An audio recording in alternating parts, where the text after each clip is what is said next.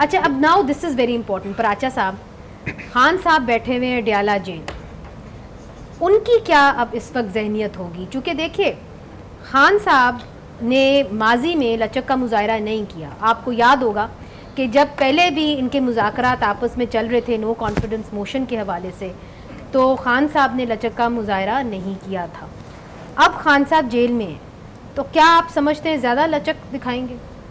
अच्छा, वैसे आप चाहें तो ब्रिटेन की स्टेटमेंट भी है मेरे पास, यूके की, इन्हीं इलेक्शन पे, तो चाहें तो वो मैं आपको वो भी बता देता हूँ। अमेरिका की अच्छा, मोर और लेस वही चीज़ है, मोर और लेस वही है। और वो भी कहते हैं, जैसे डॉक्टर साहिबा ने कहा कि we are willing to work with the new government in Pakistan for these objectives. लेकिन उन्होंने वेलकम भी किया है और कॉशन भी किया है जिन पॉइंट्स पे मैथ्यू मिलर वाले कॉशियस है ना पॉइंट्स। सिमिलरली ये डेविड कैमरून की मेरे पास स्टेटमेंट है। हाँ, मैं उसकी बात कर रहा था। अब दूसरी बात है खान साहब का। देखें, खान साहब जब गिरफ्तार हुए थे तो उन्होंने कहा था कि पूरा मुल्क ब्लॉक हो जाएगा, या पीटीआई वाले कहते थे ये हमारी रेड लाइन है, हम कुछ नहीं होने देंगे, सब कुछ चलता रहा।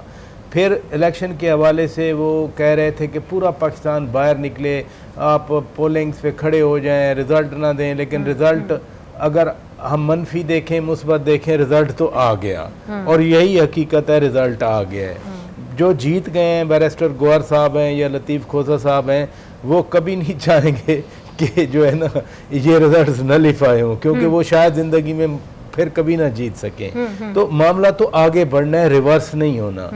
अब ये भी बात हो गई, सबको पता है। इधर अभी थोड़ी देर पहले यहाँ हमारे पैनलिस्ट कह रहे थे कि एक फ़ोन की मार है बहुत सारे इंडिपेंडेंट, और ये खान साहब को भी पता होगा, ठीक है, पता होगा। हाँ, ऑब्वियसली, कमाल है, तभी तो उन्होंने कस्में ली हैं। अच्छा, तो फिर इसका मतलब ये है कि कोई हार्ड बार्गेन पोजीशन उनके हाथ में नहीं है। अच्छा। हार्ड बार्गेन पोजीशन दूसरों के हाथ में है। वो क्या है? मसलन खोसा साहब ने सुबह कहा कि जी उनको रिहा किया जाए, हम सबसे ज़्यादा हम बड़ी पार्टी बन गए जीतने वाली।